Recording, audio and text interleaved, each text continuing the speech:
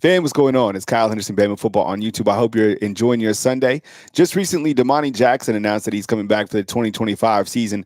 Gigantic news for the Alabama defense. Now, over the last couple of days, we've had several guys from the Alabama defense announce that they're coming back in 2025. So I have a graphic. I want to walk you through it. If you caught any of my shows recently, I've been talking a little bit about this, but now that we have Domani Jackson solidified as he's coming back, let's look at the Alabama defense overall. This video won't be long, but it will be informative. So let's walk you through the Alabama defense. And you got to be really excited about what's coming back in 2025.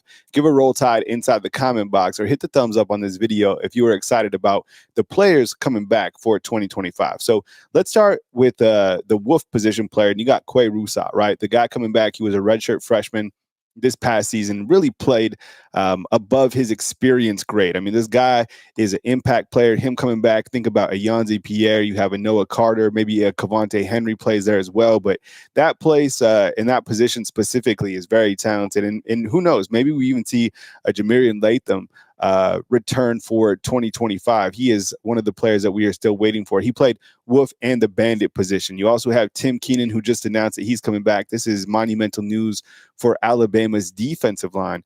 6'2", 333 pounds. He is that plug inside the middle. He's an in-state guy. He represents the script day very well.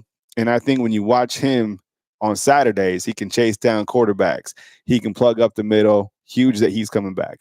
James Smith, I think if you were giving out any sort of game balls, and there weren't a lot to give out against Michigan, but James Smith probably got a game ball and played in over 300 snaps. So while he's not specifically like he wasn't a starter this past season, he had a lot of playing time, over 300 snaps. So it'll be, the storyline will be, can you develop guys behind Tim Keenan and James Smith? Maybe a Stephen Bua, who's now at the University of Alabama, and Isaiah Fega. We're probably watching some guys to develop behind these two, but great news with Tim Keenan coming back.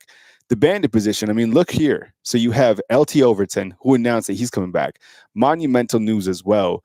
Behind him, you have Kelby Collins, the transfer from Florida. You also have Jordan Renard, and you also have Keon Keeley. Now, Keon Keeley, we saw him play a little bit against Michigan. He's probably still in that developmental phase. And you have a lot of players right here at the Bandit position. Keon Keeley can continue to be patient. He's going to be the guy. But as you can see, competition right there is going to be elite. There's nothing wrong with competition. That's fine. We want competition at every single position. Competition makes the product overall better. So that is a really, really strong unit right there, that Bandit position in this 4-2-5 defensive front. Let's go up to the top right now and look at the top of your screen, and we'll focus in on the corner position. So up top, you have Xavier Brown. Now, depending on the side and boundaries and how Alabama splits it out, you're going to have Xavier Brown returning for this 2025 season. Critical. And this guy was he wasn't going anywhere, number one. He was a freshman this past season, one of two that were absolutely elite with Ryan Williams right on the other side of the ball. But Xavier Brown, he held his own and he grew. And yeah, did he get caught a couple times? 100%. But the guy's playing SEC level football. So him coming back, he's going to have so much experience during his sophomore year. On the other side, like we were talking about, Domani Jackson coming back. Gigantic news for this Alabama secondary. Behind him, you had Dejon Lee, Chuck McDonald, who will get here this summer. The corner room is very good. And that Husky position, I would imagine that that's where they put Cam Calhoun. And you also have Red Morgan, Deshaun Jones. I don't know where all the players are going to play specifically, but with Devontae Smith now going to Notre Dame, you have competition at the Husky position. Now, last year, it was Red Morgan who played behind Devontae Smith. Maybe a Cam Calhoun comes in. And look, when Cam Calhoun came in, the one thing that I've been talking about continuously on my shows is that players from Utah, they play hard on defense. When I think about Utah, I think about defense. So excited to see how he can compete. And then don't forget about Deshaun Jones, a player who came to from Wake Forest this last season, can play corner, can play Husky, very versatile player. So you do have some competition there.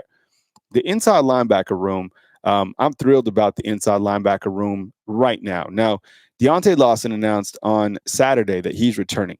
Huge. This guy's a captain. He had 76 tackles this past season.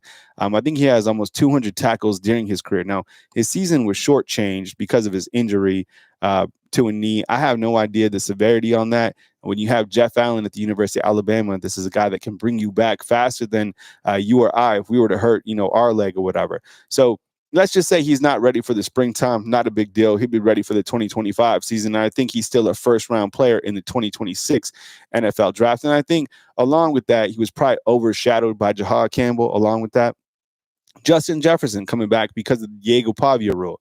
How huge is that for Alabama's inside linebacker room? Now, you had Jeremiah Alexander hit the portal. You had Sterling Dixon.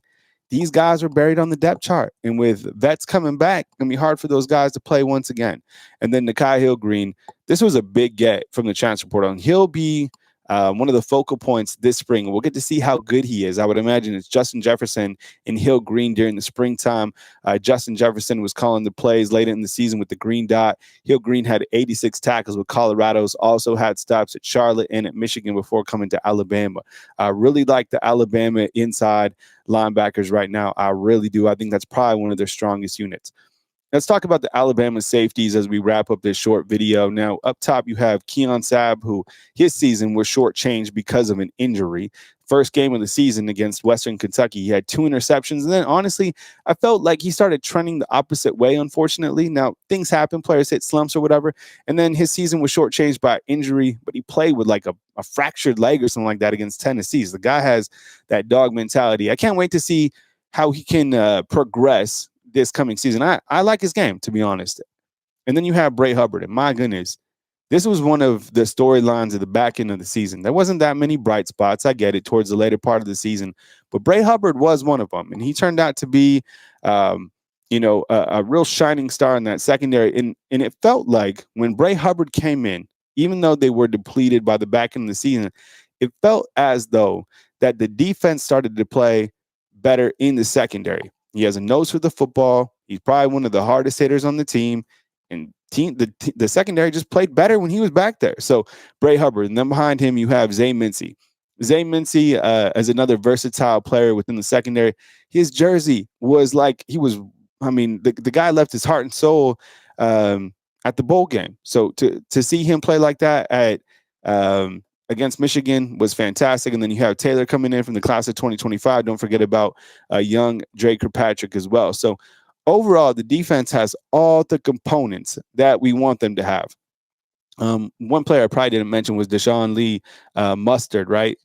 Coming in at like 6'3", 6'4" as a corner. I'm excited about him. So overall, you have the components, and you have Kane Womack, who will be entering year 2 as the Alabama defensive coordinator. We kind of had a love-hate relationship with Kane Womack, but I think one of the things that you can sleep on is the fact that Alabama started doing really well in terms of getting turnovers on the defensive side. I think they finished within the top 20. I'd like to see a little bit more pass rush this coming season. I don't know how much of that is, a part of his philosophy, but I definitely want to see that. And the secondary should be much better this coming season, at least on paper. You got a lot of starters, Rusa, Tim Keenan, Smith, LT Overton, Lawson, Xavier Brown, Domani Jackson, Keon Sabb, Bray Hubbard. I mean, a lot of experience coming back for a very challenging 2025 schedule. I want to hear your take on this Alabama defense and the components that they're returning. Sound off inside the comment box. I hope you guys enjoyed this short video talking about Alabama's defense. I'm already excited about it, and I hope you are too. Catch you soon on my next live Monday morning at 10 a.m. Central Time. See you there.